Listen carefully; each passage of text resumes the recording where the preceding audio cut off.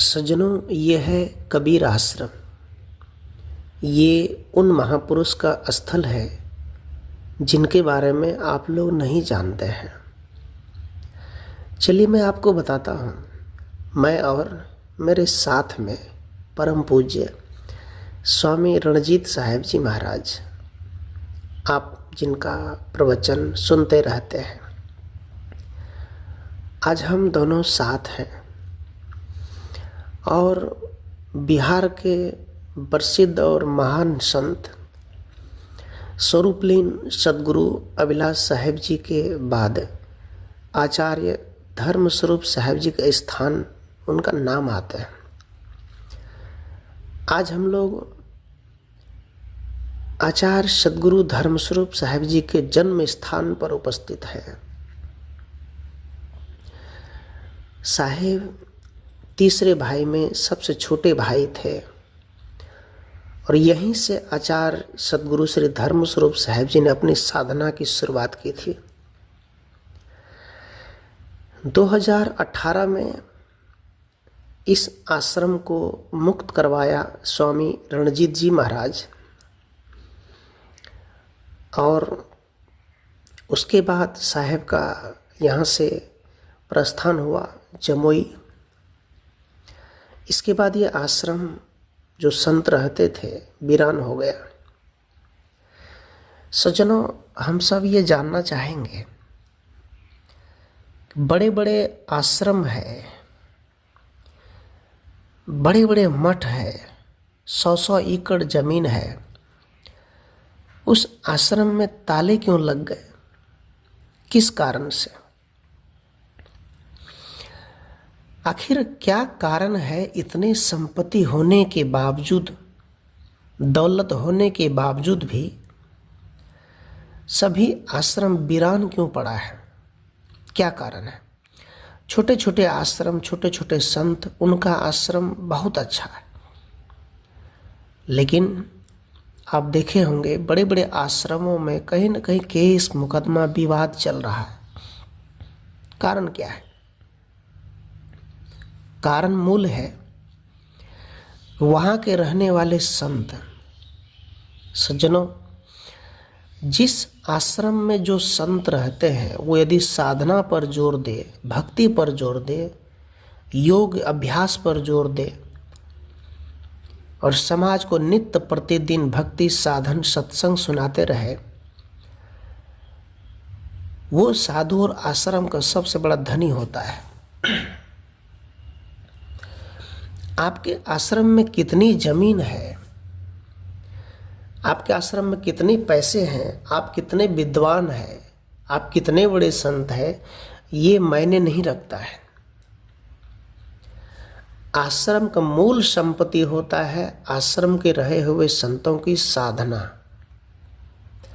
आश्रम में जो संत रहते हैं विनम्र हो, भक्तिमय हो, आत्मज्ञानी हो, और उनके पास जो भक्त आए उनको मन शांति का संदेश देने वाला हो। मैं समझता हूँ चाहे वो एक कमरे वाला आश्रम हो और चाहे वो कुछ भी ना हो, बस ऐसे झोपड़ी बन के बैठे हो, मैं कहूँगा वही सबसे बड़ा है। ये देख रहे हैं हम लोग उपस्थित है सद्गुरु कबीर धाम रामपुर तिलक।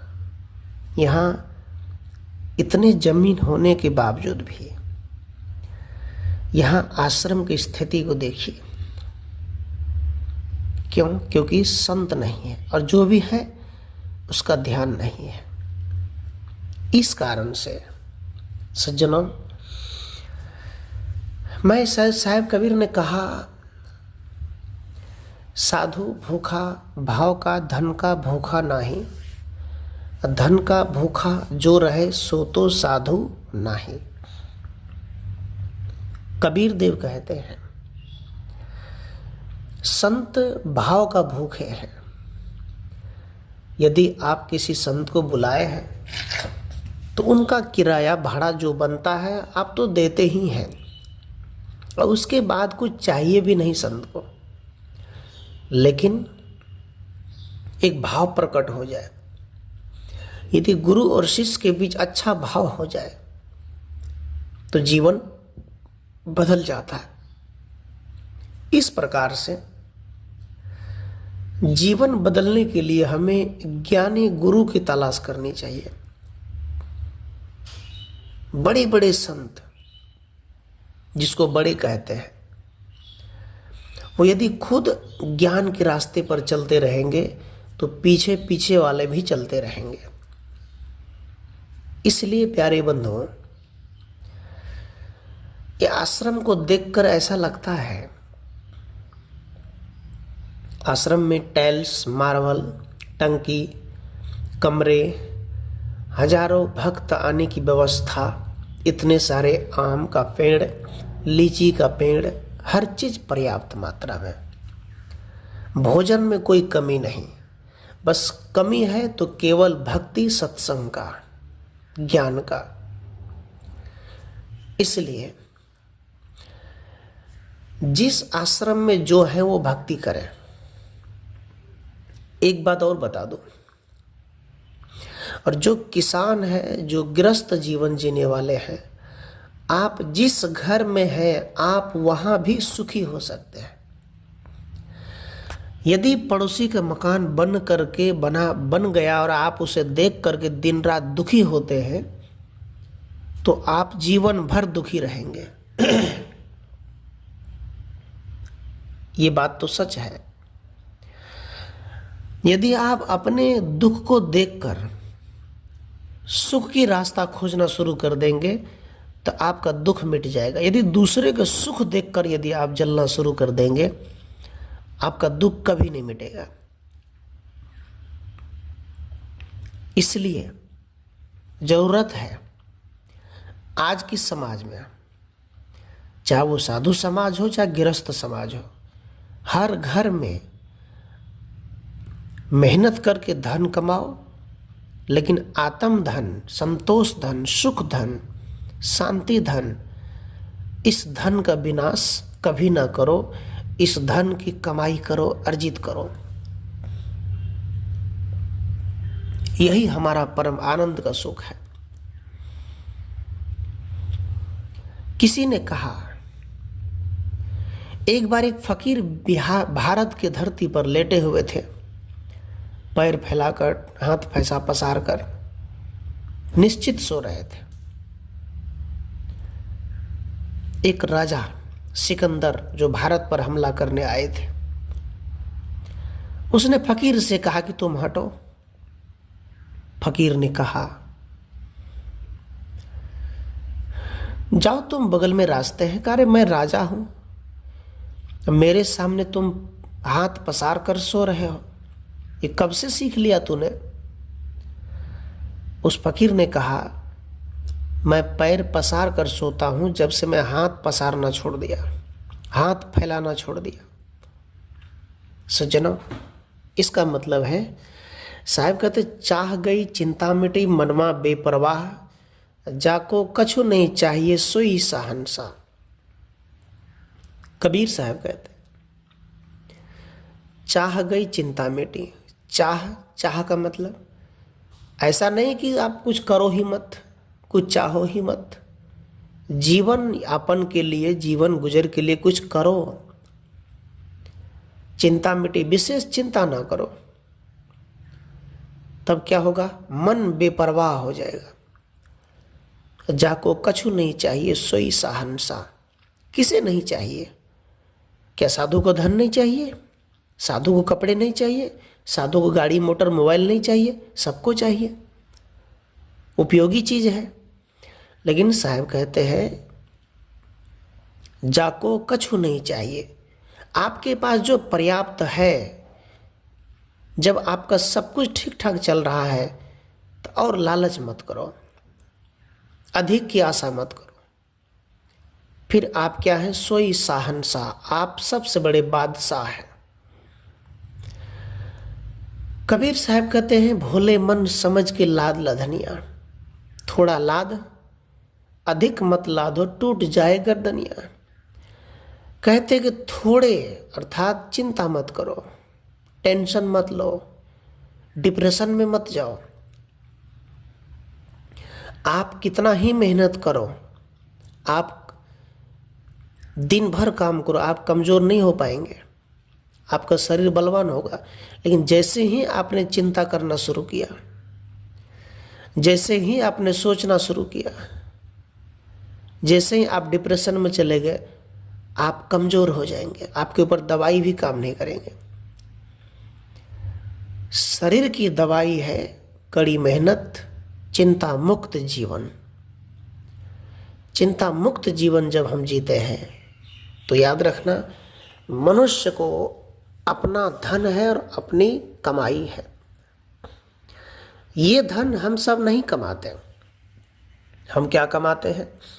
बाहर को बटोरते हैं। बटोरो जितना जरूरी है, अधिक ना।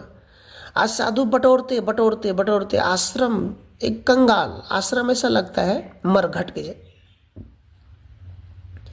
अरे मरघट में भी तो लोग आते हैं, लेकिन आश्रमों की आज की स्थिति ऐसी हो गई है, लोग वहाँ किस उद्देश्य से जाएंगे? मान लीजिए एक संत है, संत के पास लोग क्यों जाते हैं? शांति के लिए जाएंगे, मेरा मन शांत होगा, कुछ सीखने को मिलेगा। जब आश्रम में रहे हुए संत यदि भक्ति न करे, साधना न करे, सत्संग न करे तो क्या होगा? इसलिए जितने भी आश्रम हैं उन सभी संतों को मूल बात पर ध्यान देनी चाहिए कि हमारी आश्रम बड़े हो चाहे ना हो, लेकिन भक्ति कम ना नहीं चाहिए।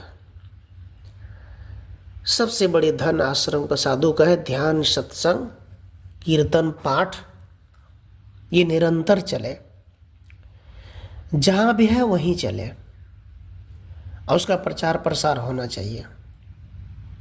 और किसान का काम है, आप जहाँ हैं वहाँ करें, जिस स्थिति में वहाँ करें। घर नहीं बना चिंता ना करो, एक बार ईंट खरीद लो, 6 महीने बाद बालू खरीद लो, 6 महीने बाद छड़ खरीद लो, गिट्टी खरीद लो, आराम से जमा करो। पहले जमा कर लो, एकत्रित कर लो, अकाउंट में पैसे एकत्रित कर लो।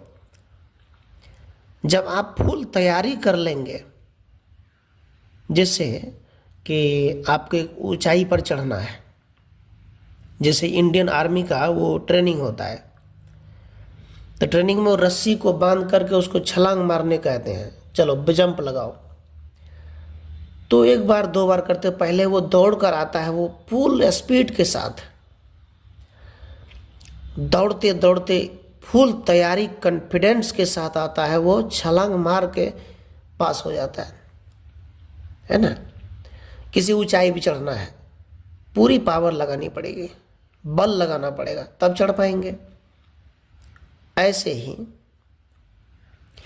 आप यदि किसी भी क्षेत्र में यदि अमीर होना चाहते हैं तो टेंशन लेकर मत करो, धीरे धीरे कमाओ। कबीर ने कहा, कबीर साहब कहते धीरे धीरे रे मना धीरे सब कुछ होए, माली सींचे 100 घड़ा ऋतु आवे फल दे।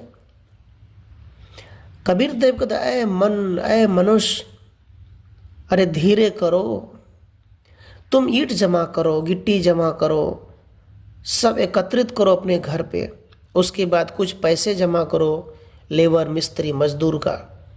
जब पता चले कि सब व्यवस्था हो गया तो बस शुरू करो, काम करो, कोई चिंता नहीं होगा। साहब ने कहा धीरे धीरे रे मना धीरे सब कुछ है, माली सींचे 100 घड़ा। ये माली जो है फूल में कितने पानी डालते रहते हैं,